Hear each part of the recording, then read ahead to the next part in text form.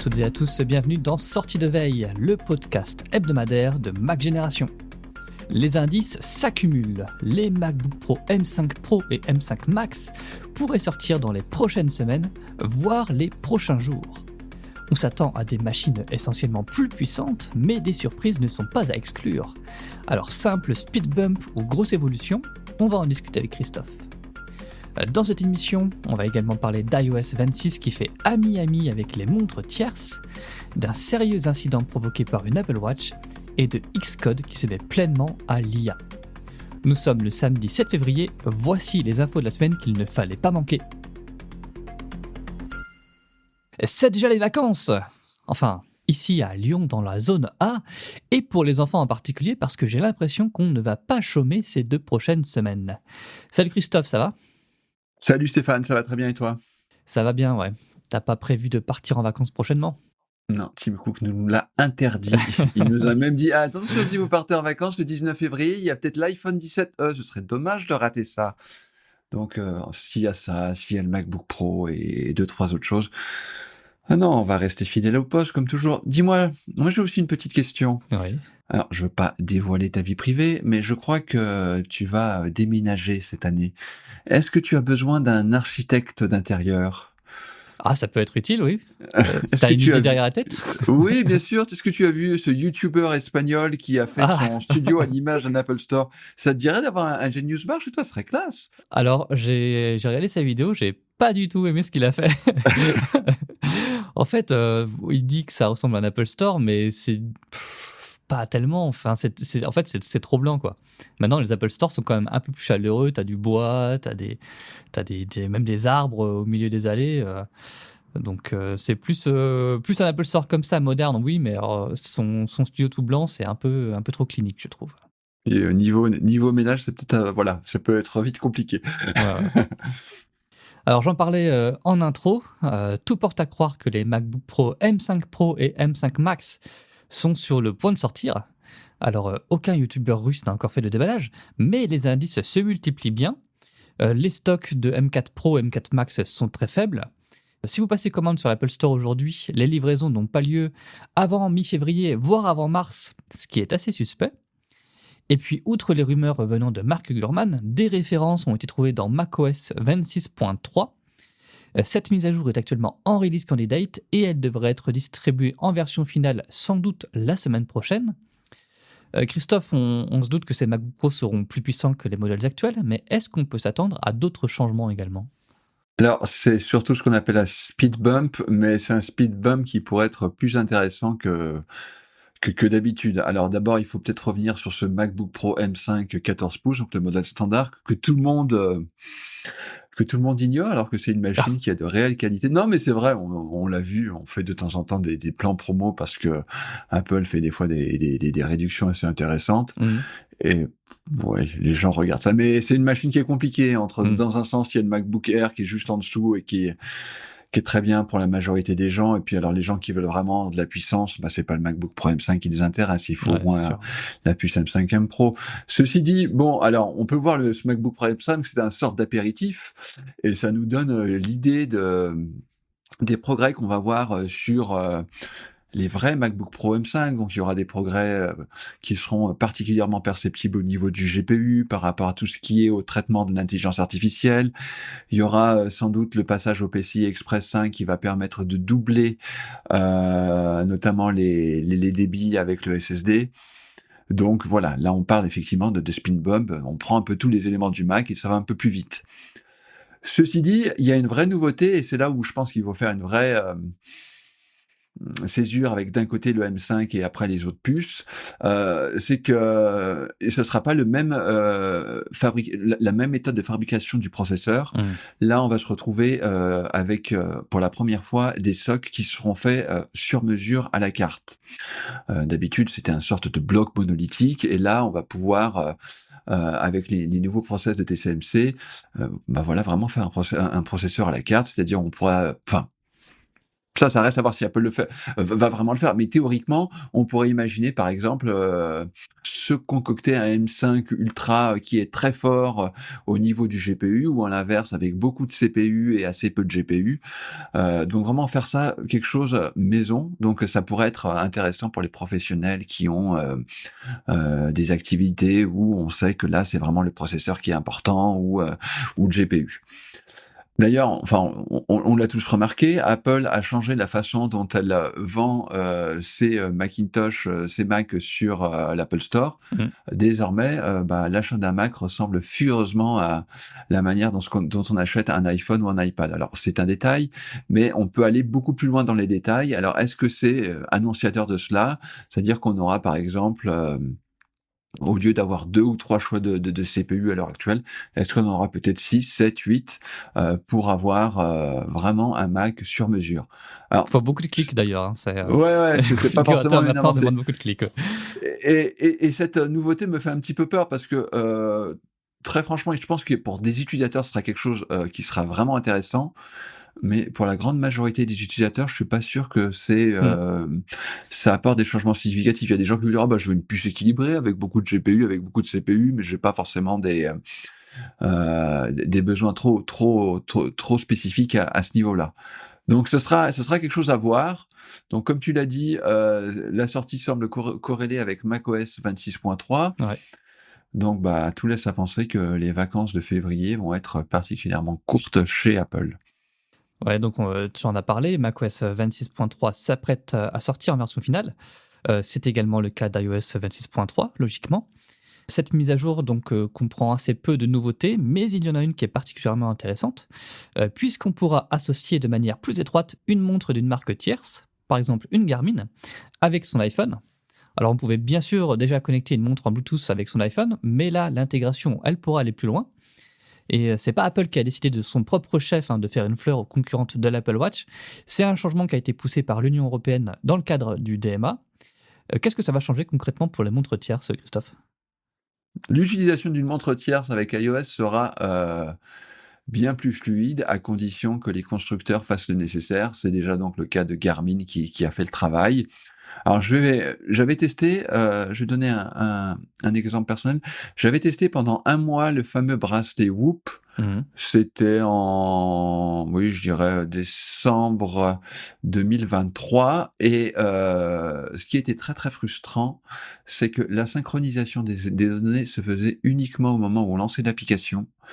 Donc ça prenait déjà pas mal de temps, et en plus, le Whoop de mémoire, les données étaient traitées par un serveur. Donc tu voulais accéder à tes données et tu perdais un temps fou pour avoir une idée de ces données-là. Et donc là, justement avec ce que Garmin a inauguré, et déjà iOS 26.2, le gros changement, c'est la manière dont les données sont envoyées en tâche de fond de la montre vers l'iPhone. Donc là, c'est un peu comme l'Apple Watch. Il n'y a pas, on va dire, de temps en temps, la Garmin pouvait de temps en temps se mettre à jour, mais ils utilisaient un autre mécanisme qui était beaucoup, qui marchait de temps à autre, en fait, hein. C'était en fonction des mécanismes de tâche de fond d'iOS qui sont assez particuliers. Là, la Garmin est traitée comme une Apple Watch, et donc elle peut vraiment à tout moment envoyer des données. Donc voilà, ce qui est intéressant, c'est que les données sur votre application seront constamment à jour, et l'utilisateur n'aura pas besoin d'attendre. Alors, il y a eu une petite, et j'ai eu des petits problèmes d'utilisation de temps. Heu, En fait, la meilleure prise en charge des montres tierces est un phénomène au long cours. Donc c'est l'histoire de mise à jour en tâche de fond, c'est déjà réglé avec iOS 26.2, et on va continuer avec iOS 26.3, où là, en théorie, les montres tierces seront à parité avec l'Apple Watch concernant les notifications. On a déjà vu dans les précédentes bêtas de iOS 26.3 un petit champ où on dit: «Oui, alors je veux envoyer mes notifications vers telle montre». Mais il y a un petit mais, à partir du moment où vous faites ce choix-là, vous ne pouvez plus envoyer de notifications sur une Apple Watch. Ah oui, donc Alors tu peux pas trop avoir, disons, ton Apple Watch, la journée et puis ta montre sportive, spéciale, pour les séances de sport, quoi. en même temps. Exactement, mais on va dire que normalement les gens portent une Oui, seule c'est assez montre, rare, n'ont ouais. pas 2 montres au poignet comme certains testeurs ou ce genre de trucs. Pas comme toi, quoi, voilà. Ouais. Non, mais alors c'est une évolution qui est malgré tout, assez positive pour les utilisateurs. D'ailleurs je trouve enfin, à titre personnel, je trouve que même la synchronisation des données en tâche de fond est limite plus importante que les notifications. Enfin là, comme je l'ai expliqué tout à l'heure avec le Whoop, c'était vraiment quelque chose de gênant et puis à la fin, je veux dire, j'en avais presque marre de lancer l'application parce que c'était un process qui devait durer de 20 à 30 secondes, ce qui était quand même Mmh. franchement long. Tout ça pose une question, donc évidemment, pour l'instant, comme tu l'as dit, c'est dans le cadre du DMA, donc c'est restreint à l'Union européenne. Alors la question est de savoir est-ce que d'autres constructeurs vont faire les adaptations pour profiter de ces nouveautés? Alors, enfin je crois que seul Garmin a fait, le nécessaire pour le moment et comme tu le sais, il y a également des changements, qui sont intervenus, pour, les casques audio, pour avoir un appairage aussi Mmh. simple que les AirPods et j'ai pas à ma connaissance, personne pour l'instant n'a communiqué sur le sujet. Mmh. En tout cas, on vient de poser la question à plusieurs constructeurs de montres, donc on verra s'ils nous répondent, et ça va sûrement, il y aura peut-être des annonces aussi au moment du lancement d'iOS 26.3 puisque là, le système est encore en bêta, donc c'est normal que, ça soit encore, disons en préparation, quoi. On va rester dans les montres avec une mésaventure qui est arrivée à une de nos lectrices, qui s'appelle Virginie. En pleine nuit, Virginie a été réveillée par une sensation de chaleur à son poignet. Son Apple Watch SE de première génération était brûlante. Alors encore ensommeillée, Virginie a retiré sa montre, l'a posée sur sa table de chevet et puis s'est rendormie. Et ce n'est qu'à son réveil qu'elle s'est rendue compte que son poignet en fait avait été sévèrement brûlé. Il apparaît que la batterie avait comme fondu et qu'un liquide s'était échappé du boîtier. Alors est-ce que c'est vraiment une bonne idée de dormir avec son Apple Watch? Tu sais, des fois, dormir, c'est dangereux. Il y en a qui se sont jamais réveillés après, hein. Non, mais Ah c'est vrai, oui. c'est c'est la loi des statistiques, malheureusement. Alors, la seule chose qu'on peut noter, c'est vrai que c'est que la montre était un peu ancienne. Je crois qu'elle date de 2021, qu'il n'y avait pas eu de changement de batterie. Donc ça fait 5 ans, mais c'est vrai que le problème des batteries, on tourne en rond, notamment avec, les montres connectées et particulièrement l'Apple Watch. On ne peut pas changer de batterie et bah, quand on utilise une montre avec une batterie un petit peu ancienne, statistiquement, on peut avoir enfin la probabilité d'avoir une mauvaise surprise est un peu plus importante. Mmh. Mais bon, le vrai scandale dans cette affaire, c'est la réponse d'Apple qui est vraiment choquante, et qui a dit: «Oh bah non, non, mais vous devez sans doute avoir une allergie avec, votre bracelet, je pense que ça doit être ça le problème». Je sais pas si tu te souviens, on avait, évoqué il y a 2 3 semaines, le cas de cet utilisateur qui s'était vu remplacer son MacBook Pro, qui datait de 2018 ou de 2019. Là, la moindre des Mmh. choses aurait été de remplacer, l'Apple Watch, sans brancher, bah, parce qu'il y a quand même enfin, a priori, elle a quand même quelques marques sur son bras qui vont disparaître avec le temps. Mais oui, ça fait jamais plaisir d'avoir genre de choses, sur le bras. Elle a été chez une pharmacienne pour avoir des pommades, des genres de trucs. Enfin, elle a quand même, dépensé un peu de sous. Donc ça aurait été la moindre des choses que Apple se montre conciliante. On termine le tour de l'actu avec une nouveauté majeure pour Xcode. L'environnement de développement d'Apple s'ouvre à la programmation agentique. Alors, il était déjà possible d'avoir ChatGPT ou Claude dans une barre latérale pour avoir des suggestions, mais là, on passe à un cap, puisque les IA peuvent gérer le développement d'une application de A à Z. Les agents Codex d'OpenAI ou Claude d'Anthropic peuvent effectuer des recherches dans la documentation, parcourir l'arborescence des fichiers, mettre à jour les réglages d'un projet ou encore vérifier leur travail visuellement. Alors pour beaucoup de développeurs, Xcode se mettait trop lentement à l'IA. Est-ce que cette mise à jour va rabibocher les créateurs d'applications avec Xcode?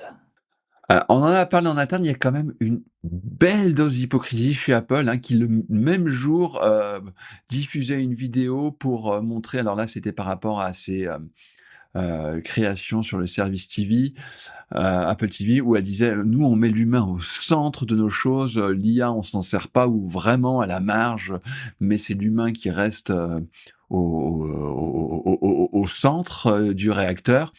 Et là, quelques heures plus tard: «Ah regardez Xcode, bah, l'intelligence artificielle va coder pour vous». J'exagère un petit peu, je grossis le trait, mais il y a un peu de ça.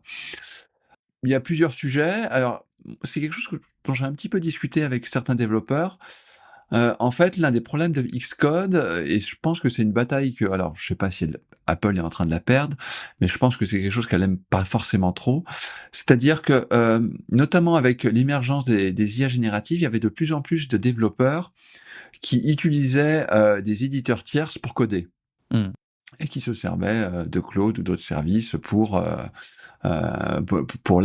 l'aide au code.